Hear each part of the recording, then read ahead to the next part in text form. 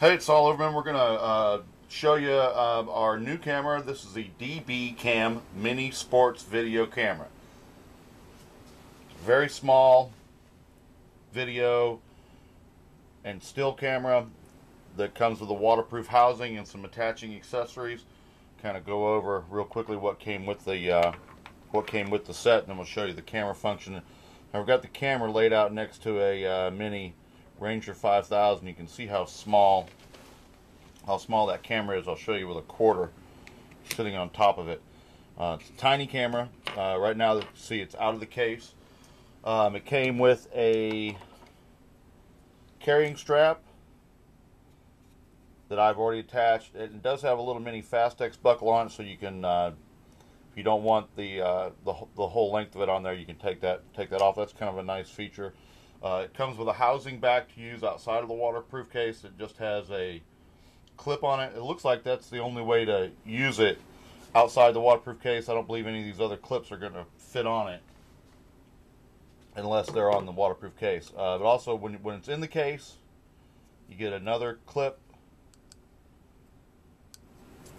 that fits on the back of the case, and a really nice large strap. I was kind of impressed with the strap, the headband strap. We just unboxed our Emerson action camera, and the strap in it wasn't nearly as nice as this one. It's nice and thick.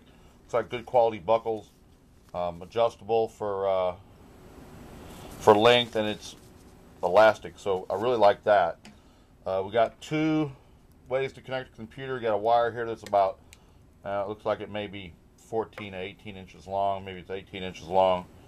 You get a mini direct connection to the computer for charging and downloads. Has the software suite for using it as a dash cam.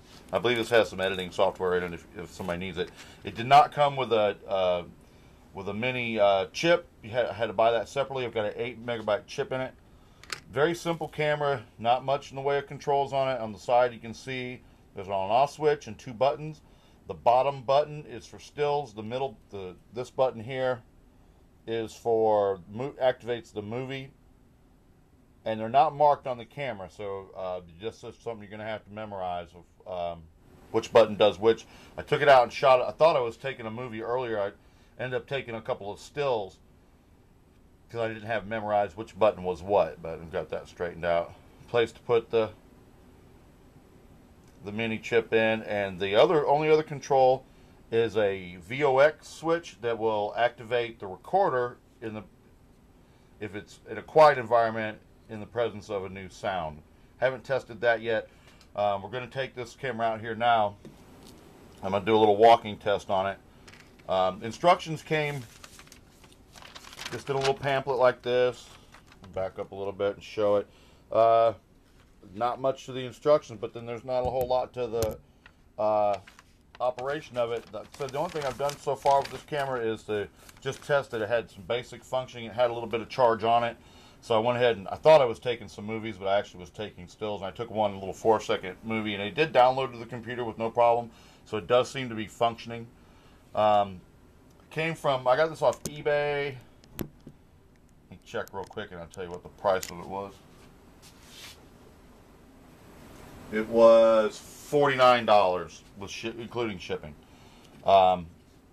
It came as advertised. The box looked like it had been opened, and there was a little bit of tear in the box. So I was a little concerned that it had been used, but then once I started looking at it, I didn't see any other further signs that it had been used. And this shipped from a U.S. seller. Probably get these for a little bit less if you shipped them from an overseas seller. I've seen several other brands. I think one was Cobra, and I've even seen Smith & Wesson brand name on cameras that are very similar to this in appearance and are probably actually the same camera. The case looks identical to one that comes with a GoPro. They're probably made in the same factory. It looks very similar to the one that came with the Emerson, just sized properly for this camera. Just has the two buttons, so you're going to have to turn it on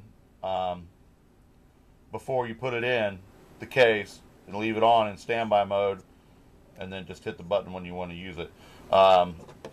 It goes into standby mode if there's no activity for 2 minutes, and then once the battery gets low, it'll shut down after there's no activity in 2 minutes. And it didn't say anything in instructions on how long to charge it, so I don't really know.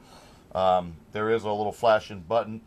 The only the button on it, there's a green, or the light on it.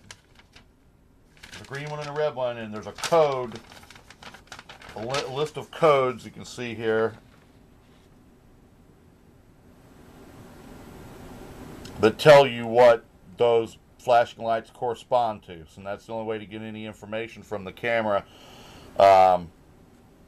for the memory remaining or battery remaining, or any other data you want to get out of the camera, whether it's actually filming or what, or in standby mode, or powered on. All that information comes from two little lights that are on the top of it. I'll pop it on. You can see if we can see one of the lights come on. Let's see. There we go. A little red light just popped on.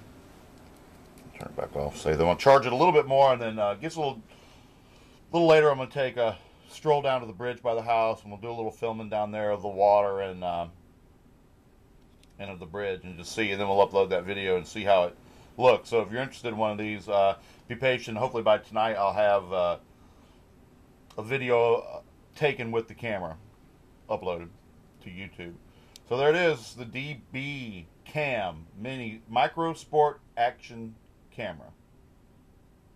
And we'll do some water video with it also in the waterproof case as well.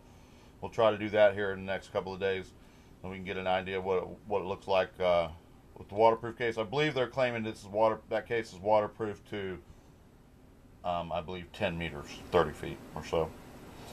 So there it is. Thanks for watching. This is Saul, and y'all have a great day.